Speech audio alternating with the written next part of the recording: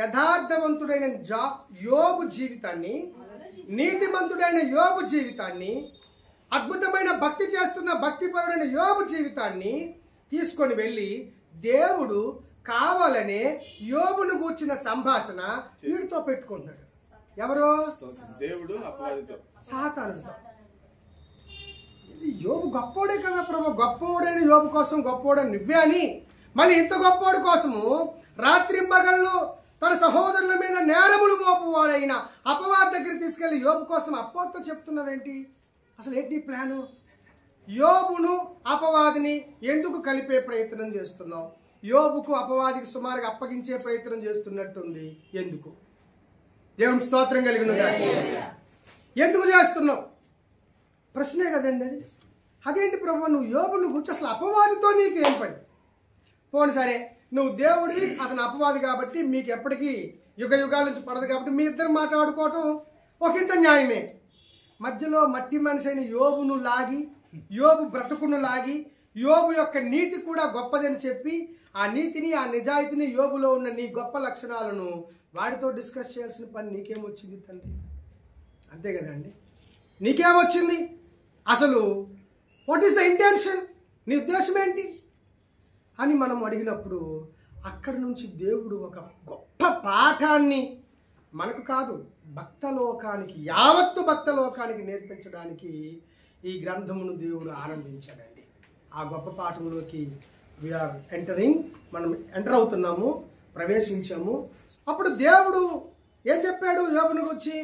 అయితే నీవు అటు ఇటు తిరిగి వచ్చానని చెప్పావు కదా, నా సేవకుడైన యోబును గురించి ఆలోచించావా అన్నాడు. దేవుడికి స్తోత్రం కలిగిన అలా దేవుడు అన్నాడో లేదో అంతే. వీడేమన్నాడు తెలుసా? ఊరుకో ప్రభువా, ఊరుకోతండి, ఆపయ్య, ఎందుకు ఇంత పెద్ద జోకులు వేస్తావు అన్నట్టు ఏమన్నాడు తెలుసా? అప్పుడు అపవాది ఈ మాటేనండి, యోబు ఊరకయండి ఎందు భయభక్తులు గలవాడు అయిపోయాడు ప్రభువా. ఒకసారి వినండి అందరూ కూడా. ఊరికనే నీకు మొక్కేస్తున్నాడా? ఊరికనే నీకు ప్రార్థన చేసేస్తున్నాడా? ఊరికనే నీకు కానుకలు ఇచ్చేస్తున్నాడా? ఊరకనే. ఎలాగండి? ఊరకనే. మీకు రాత్రి నేను దాన్ని ఎక్స్ప్లెయిన్ చేశాను. వండర్ఫుల్ మాట. దేవుని స్తోత్రం కలిగి. అంటే వీడి ఉద్దేశం ఏంటి? భక్తి చేయుచున్న వాళ్ళారా, ఎప్పుడైనా మీకు లాభం వస్తేనే భక్తి చేయండి, లాభము లేకపోతే భక్తి ఆపేయండి. అది వాడు టీచింగ్. ఈ లోకానికి వాడు నేర్పిస్తున్న టీచింగ్ ఏంటంటే, లాభం ఉంటేనే ఒక మంచి దేవుడిని ఎంచుకోండి, ఆ దేవుడు లాభం ఇవ్వకపోతే ఇంకో దేవుడిని ట్రై చేయండి, ఆ దేవుడు కూడా లాభం ఇవ్వకపోతే ఇంకో కొత్త దేవుడిని ట్రై చేయండి, ఆ దేవుడు కూడా లాభం ఇవ్వకపోతే ఇంకొక కొత్త దేవుడిని మీరే సృష్టించి వాడి ద్వారా ట్రై చేయండి. మొత్తానికి లాభం అయితే వదలకండి, లాభం అయితే. ఇది ఈ లోకమంతటికి వాడు బోధించి ఈ రోజు సర్వలోకాన్ని కూడా ఆధ్యాత్మిక గుడ్డితనములో వాడి ఇనప సంఖ్యలతో కట్టి చాలా టైట్ గా బిగించి వాడు సంధించిన బాణం ఇదే. వాడు సంధిస్తున్న బాణం. విచారం ఏంటంటే, మన క్రైస్తవులని చెప్పుకున్న వాళ్ళు కూడా 20 ఏళ్లుగా 30 ఏళ్లుగా దేవుని నీతి నాకు తెలుసు, దేవుని వాక్యం నాకు తెలుసు, దేవునికి ప్రార్థన చేయడం తెలుసు, దేవుని సమాధానాలు పొందుకోవడం తెలుసు అని చెప్పుకుంటున్న క్రైస్తవులు కూడా ఇదే పంతా పాటించడము చాలా బాధాకరం. ఏం లాభం అండి? కొంతమంది చూడండి, అడగండి, యేసు ప్రభు ఏమి ఏం దేవుడండి, మాకే మేలు చేయలేదండి. లాభము ప్లస్ దేవుడు, లాభంతో దేవుణ్ణి, లాభంతో దేవుని యొక్క తత్వాన్ని, లాభంతో దేవుని యొక్క పవిత్రతను, లాభంతో దేవుని యొక్క నీతిని ముడిపెట్టినటువంటి దాసులు లేకపోలేదు, విశ్వాసులు లేకపోలేదు. వీడు బోధిస్తున్న బోధ ఎంత లోతుకి వెళ్ళిపోయిందో చూడండి. లోకానికి వాడు పంపించిన సందేశం ఎంత భయంకరంగా వెళ్ళిపోయిందో చూడండి, ఎంత దారుణంగా వెళ్ళిపోయిందో చూడండి. దేవునికి స్తోత్రం కలిగి ఉండగాక.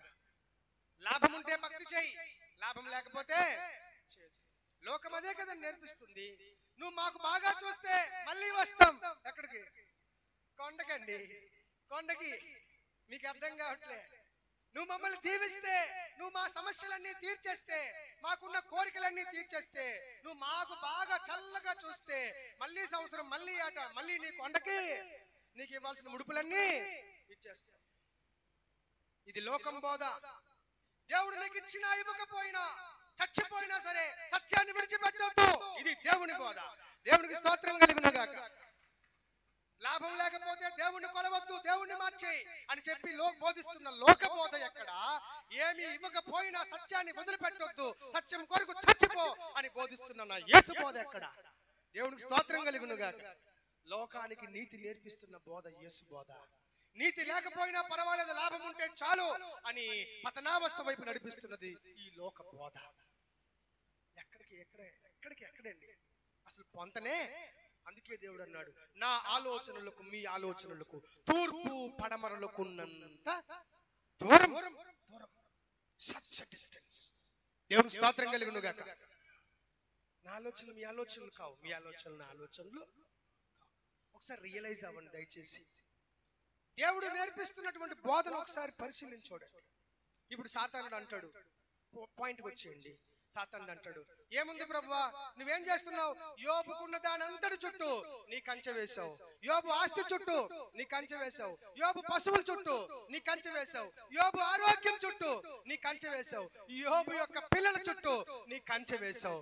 అన్నింటికి నువ్వు కంచె వేసి కాపాడేస్తే యోబు ఎందుకు ప్రభు నిన్ను ఆరాధించడు? ఏమైనా ఫ్రీగా ఆరాధిస్తున్నాడా?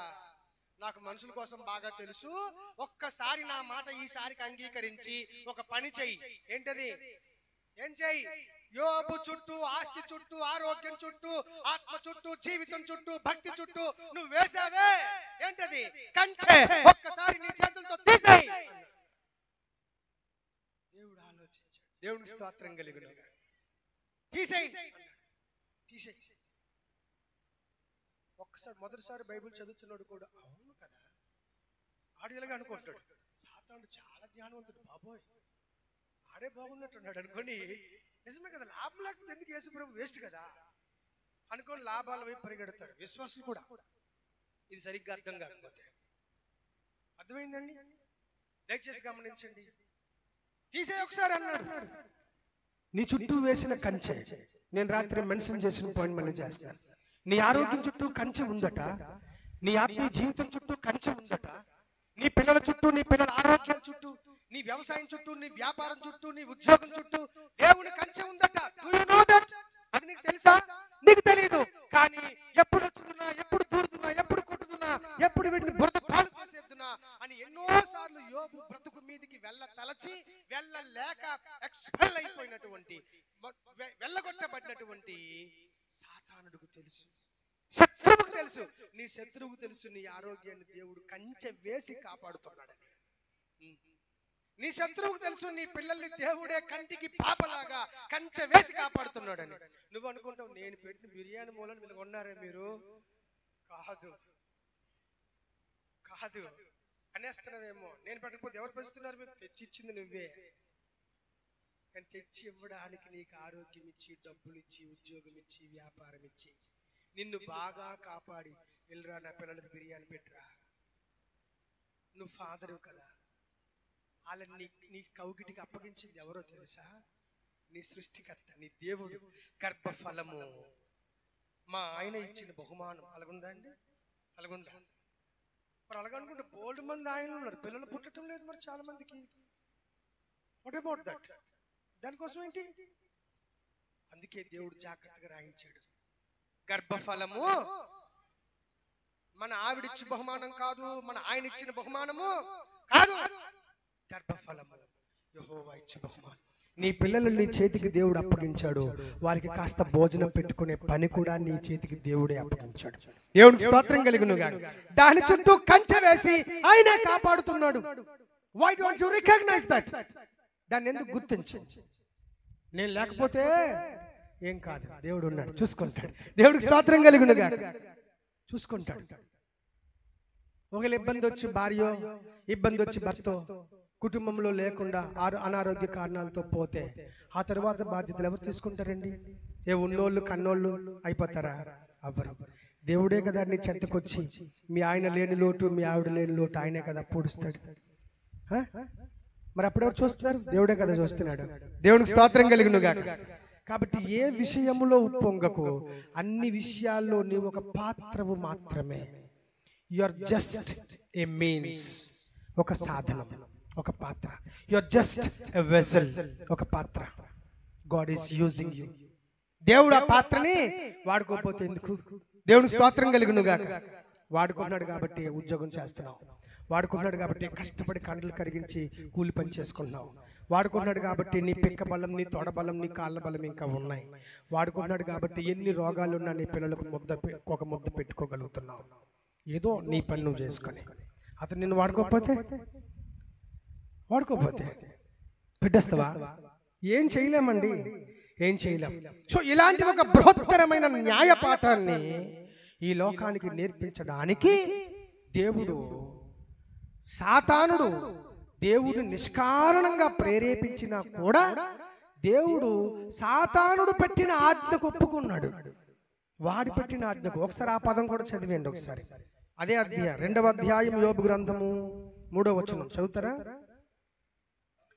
అందుకు యెహోవా, నీవు నా సేవకుడైన యోబు సంగతి ఆలోచించవా? అతడు యథార్థవర్తనుడు, న్యాయవంతుడు, దేవుని యందు భయము భక్తి కలిగిన వాడయుండి చెడుగంతటిని విసర్జించిన వాడు. భూమి మీద యోబు లాంటి వాడు లేడు. Just listen this point, note that point. ఆ పాయింట్ నోట్ చేసుకోండి. ఓ సాతానుడా, లూసిఫర్, ఇలా విను అంటూ దేవుడు చెప్తున్నాడు. నీవు నన్ను ఏ కారణంగా? నిష్కారణముగా యోబును పాడు చేయడానికి నన్ను ప్రేరేపించినను ఆ నా భక్తుడైన యోబు ఇంకను తన యథార్థతను వదలక నిలకడగా ఉన్నాడు. దేవునికి స్తోత్రం కలుగునుగాక. That is the point where we have to learn a greatest lesson from that point. ఆ పాయింట్ లో నుంచి ఒక లెసన్ నేర్చుకోవాలి మనం. సో లిసన్, చాలా బాగా వినండి. ఇక్కడే మనకు కావాల్సిన పాయింట్ అంతా ఇక్కడే ఉంది. ఒక సాతానుడు దుర్మార్గుడై నిష్కారణముగా యోబును పాడు చేయటానికి ప్రేరేపించాడట. అట కాదు, దేవుడే చెప్తున్నాడు, నీవు నన్ను నిష్కారణంగా ప్రేరేపించావు. ఏ కారణము లేదు. నిష్కారణం అంటే ఏమీ కారణము లేదు. యోబు యథార్థవంతుడు కాదా అంటే అవును, అది నాకు తెలుసు. యోబు నీతిమంతుడు కాదా? అవును, అది కూడా నాకు తెలుసు. యోబులో ఏమైనా చెడుతనం ఉందా? లేదు, అది కూడా నాకు తెలుసు. యోబులో పాడు కాబడడానికి, శోధించబడడానికి ఏ కారణాలు లేవు. అయినా నిష్కారణముగా యోబును పాడు చేయటానికి నీవు నన్ను ప్రేరేపించితివి. ఎలా ప్రేరేపించాడు? ఆ ఊరుకో ప్రభువా, యోబు ఊరకడే భక్తి చేసేస్తున్నాడా? కాదు కాదు కాదు. నువ్వు ఆస్తి ఇస్తున్నావు, ఉద్యోగం ఇచ్చావు, వ్యాపారం ఇచ్చావు. ఎక్కడ యోబు యొక్క ఆస్తి ఎక్కడ తట్టినా అక్కడే ఉంది. అసలు ఊజు అనే దేశంలో ఏ ఇంటిని అడిగినా యోబు ఆస్తి పేరే చెప్తారు. అంతగా నువ్వు దీవించేశావు. ఇంకేముంది? ఒక్కసారి నువ్వు యోబు చుట్టూ కంచె తీసేయి, తర్వాత మన గేమ్ ఆడుకుందాం అన్నాడు. దేవునికి స్తోత్రం కలుగునుగాక. ఇప్పుడు దేవుడు దీనికి ఒప్పుకున్నాడండి. Now observe the point. ఇప్పుడు పాయింట్ పట్టుకోండి. దేవుడు అపవాది ప్రేరేపించగా ఒప్పుకున్నాడు ఎందుకు? సరే, అపవాది ప్రేరేపించగా ఒప్పుకోకపోతే దేవునికి వచ్చే నష్టం ఏంటి? ఒప్పుకుంటే వచ్చే దేవునికి లాభం ఏంటి? ఇది తెలియాలి కదా మనకు. లిసన్, ఇక్కడ ఒక ఆత్మ పాఠం ఉంది, నేర్చుకుందాం బాగా వింటే. ఏంటి ఆత్మీయ పాఠము, ఆ భక్తి పాఠం అంటే? ఇప్పుడు యోబులో ఉన్న నీతి ఎవరిది? దేవుంది. యోబులో ఉన్న యథార్థత ఎవరిది? యోబులో ఉన్న మంచితనం ఎవరిది? యోబుకున్న ఆస్తి అంతా ఎవరిది? దేవునిది. ఇప్పుడు వీడు చేస్తున్న సవాల్ ఏంటి? ఒక్కసారి యోబు ఆస్తి చుట్టూ, యోబు యొక్క ఆస్తుల చుట్టూ, యోబు యొక్క పిల్లల చుట్టూ, యోబు యొక్క సమస్తమైన దాని చుట్టూ నీ కంచె తీసేయి. తీస్తావో లేదో అంతే, నీ ముఖం ముందే దేవుడు ఎవడరా అని దూషించి నిన్ను శపిస్తాడు. నా మాట అవునో కాదో ఒక్కసారి ఇది చేసి చూడు అన్నాడు. దేవుడు స్తోత్రం కలుగునుగాక. ఇది చెప్పింది ఎవరు? సాతానుడు. దీనికి దేవుడు ఒప్పుకున్నాడు. పాయింట్ నెంబర్ 1, దేవుడు అపవాదికి ప్రేరణకు ఎందుకు ఒప్పుకున్నాడు? ఎందుకు ఒప్పుకోవాల్సి వచ్చిందంటే, పాయింట్ నెంబర్ 1, దేవుడు ఇచ్చినటువంటి యథార్థత, దేవుడే చూపించినటువంటి మంచితనము, యోబులో ఉన్న నీతి, యోబులో ఉన్న యథార్థత నీవిచ్చింది కాదన్నమాట. ఒక నీ యథార్థత మీద నీకే ఏం లేదు, నమ్మకం లేదు. నువ్వు నమ్మకం లేని దేవుడివి. అంటే నువ్వు యోబుని పెంచిన పెంపకం మీద నీకే నమ్మకం లేదు. అని అపవాది తిరిగి ప్రశ్నించే హక్కు ఉంది. ఇక్కడ ఇంకో పాయింట్ కూడా ఉంది. అపవాది ప్రశ్నిస్తే ఏంటి, ప్రశ్నించకపోతే ఏంటండి? వాడు ప్రశ్నించకపోయినా దేవుడు కాకుండా పోతాడా? అసలు దేవుడు ఎందుకు లొంగాడు అంటే ఇదొక్క రీజనే కాదు, రెండో రీజన్ కూడా ఉంది. దేవుని స్తోత్రం కలిగిన రెండో రీజన్ ఏంటంటే, దేవుడు ఎప్పటికీ ఎన్నటికి ఎన్ని యుగాలైనా కూడా ఆ సర్వశక్తుడిలో, ఆ నీతిమంతుడిలో చిన్న పాపము కూడా ఉండదు. ఆయనే నీతిమంతుడు, ఆయన న్యాయవంతుడు సుమి అని సర్వలోకము, భక్తి లోకము కూడా చూసి తెలుసుకోవాలంటే తప్పకుండా దేవుడు అపవాది యొక్క ప్రేరణకు లోబడాల్సిందే. నాకు నీకు తెలియడానికి ఖచ్చితంగా దేవుడు లోబడాలి. ఈ టెస్ట్కు దేవుడు ఒప్పుకున్నాడు. అందుకే దేవుడు స్తోత్రం కలిగిన ఈ రెండు కారణాల చేత యోబు యొక్క జీవితం నలగబడింది. అయినా దేవుడు ఒప్పుకున్నాడు. ఎందుకలా చేశాడు దేవుడు అంటే, ఇక్కడ ఇంకొక పాఠం, చాలా అద్భుతమైన విషయాలు అందులో ఉంటాయి. ఇంకో పాఠం ఏంటంటే, ఒకటోది, నేను ఇన్ని సంవత్సరాలు యోబుకి భక్తి నేర్పించాను. యథార్థవంతుడు, నీతిమంతుడు, చెడుతనం లేనివాడి నేనే పొగిడేంతగా యోబు గొప్పోడయ్యాడు. ఇప్పుడు యోబు యొక్క వ్యక్తిగత జీవితానికి కూడా పెద్ద పరీక్ష, అంతే కదండి? యోబు వ్యక్తిగత జీవితానికి కూడా పెద్ద పరీక్ష. మీకు మొన్న చెప్పాను, దేవుడు ఆడుకునేది, దేవుడికి కావాల్సింది మనసే. దీంతోనే ఆడుకుంటాడు దేవుడు కూడా, అంటే వాడుకుంటాడని. సాతానుడు వాడుకునేది కూడా ఈ మనసే, ఇక్కడే. అలాగే మన ఆత్మీయ జీవితంలో మనం భక్తి చేయాల్సింది కూడా ఈ మనసులోనే. ముగ్గురు కలిసి ఆడుకున్నటువంటి గ్రౌండ్ అండి ఇది, ప్లే గ్రౌండ్. అర్థమవుతుందా? భక్తుడు బాగుండాలనినా వాడు ఇక్కడే బాగుపడాలి, నా భక్తుడు బాగుండాలనినా దేవుడు ఇక్కడే నివసించాలి, అరే వీడికి ఎలాగైనా పాడు చేయాలనినా సాతాను కూడా ఇక్కడే దెబ్బ కొట్టాలి. ముగ్గురు కలిసి ఆడుకునే చోటు ఇది. అర్థమైందా?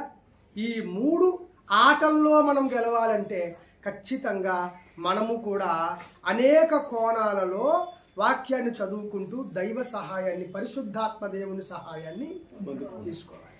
అందుకే దానికి జస్ట్ సింబలైజ్డ్ గానే 3 పేటల త్రాడు త్వరగా తెగిపోదు కదా అని రాశాం. దేవుని స్తోత్రం కలుగును గాక. ఇక్కడ భక్తి పాఠం ఏంటంటే, తండ్రి కొందరు ఆరాధిస్తారు, కుమారుని యేసుక్రీస్తుని కొందరు ఆరాధిస్తారు, కానీ కొంతమంది పరిశుద్ధాత్మ దేవుణ్ణి నమ్మరు, ఆరాధించరు. అందుకే త్రియేక దేవుని సహాయం ఎవడికి ఉండదో వాడు ఈ 3 ఆటల్లో ఏదో ఒక ఆటలో ఓడిపోతాడు, ఫెయిల్ అయిపోతాడు. ఈ పాఠం నేర్పించడానికి దేవుడు అద్భుతమైనటువంటి విషయం చెప్తున్నాడు అక్కడ. ఏమండి, ఈ పాఠం నేర్పిస్తున్నాడు దేవుడు అక్కడ. దేవుడు స్తోత్రం కలుగును గాక. సరే, పాయింట్కి వచ్చేయండి. దేవుడు అనుమతించాడండి. సరే, నువ్వు వెళ్ళు, నా సన్నిధిలో నుంచి ఇప్పుడే బయట వెళ్ళి లోకంలోకి వెళ్ళి, భూలోకంలోకి వెళ్ళి యోబు చుట్టూ ఏ విషయాలైతే గొప్పవని నువ్వు అన్నావో నా చేతితో నేనే తీసేస్తాను, నా కొడుకు చుట్టూ ఉన్న కంచె, వెళ్ళు అన్నాడు. వాడు నిజంగానే వచ్చాడు. వచ్చిన తర్వాత ఏమైంది? దేవుని స్తోత్రం కలిగి గాక. తీసేశాడు.